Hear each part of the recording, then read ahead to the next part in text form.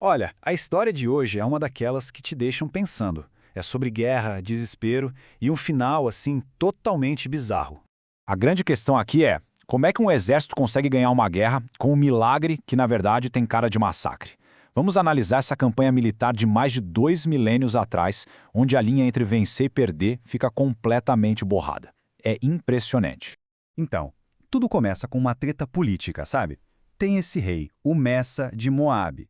Moabe era tipo um estado vassalo, que pagava tributo para o poderoso reino de Israel. Só que um dia, o rei Messa simplesmente decide: cansei, não vou mais pagar nada.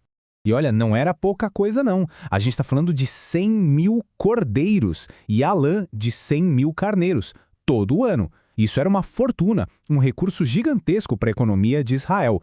Então essa rebelião não era só uma desfeita, era um golpe econômico pesado. O rei de Israel, o Jorão, não tinha como deixar isso passar batido. Então, para resolver essa situação, o Jorão não vai sozinho. Ele é esperto. Ele chama os aliados dele, o rei de Judá, que era tipo um reino-irmão, e o rei de Edom, um vizinho ali super estratégico. A ideia era juntar todo mundo, formar um super exército e acabar com Moabe de uma vez por todas.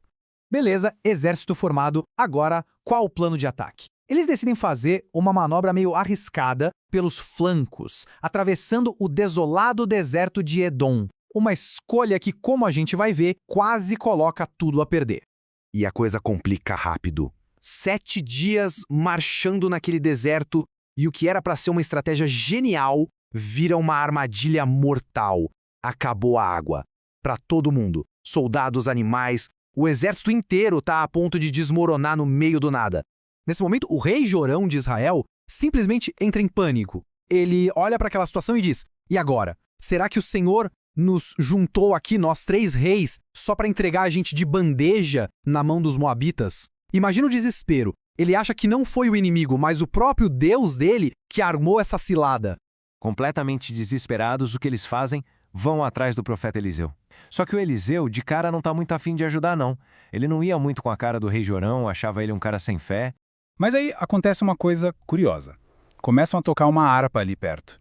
E inspirado pela música, o Eliseu vira e solta uma profecia. Um plano que soa completamente maluco. Ele fala: ok, façam o seguinte, comecem a cavar um monte de valas aqui nesse vale seco, e ele garante 2 coisas. Primeiro, as valas vão se encher de água, sem vento nem chuva. E segundo, Deus vai entregar os moabitas na mão deles.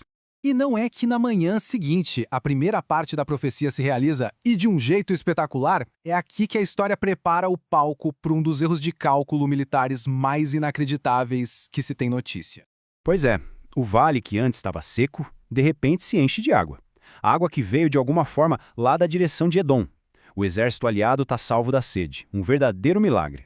Só que, para o exército moabita, que estava observando tudo de longe, a cena era outra. O sol da manhã batendo naquela água empoçada criou uma ilusão de ótica terrível.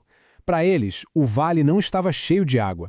Eles olham aquilo e chegam à única conclusão que parecia fazer sentido. É sangue! Eles gritam. Os reis se mataram! A guerra acabou antes de começar!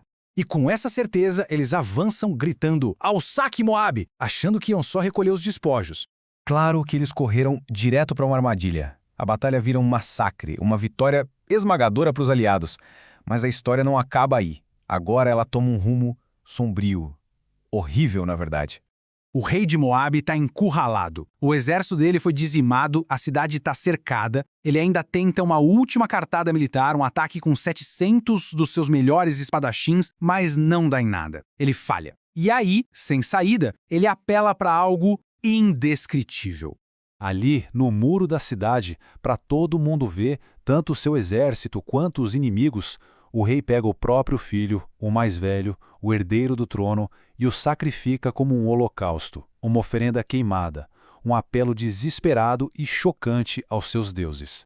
E a reação a isso é o que torna essa história tão estranha. O texto bíblico diz que isso trouxe grande ira contra Israel. E por causa dessa ira, o exército de Israel, que estava ganhando a guerra, simplesmente desmonta o acampamento, abandona o cerco e vai embora para casa. O texto não explica de onde veio essa ira. Foi o horror dos soldados vendo aquilo, medo de uma maldição do deus de Moabe, ou talvez uma fúria divina porque o cerco levou o rei a esse extremo? Não se sabe. Ele só foram embora.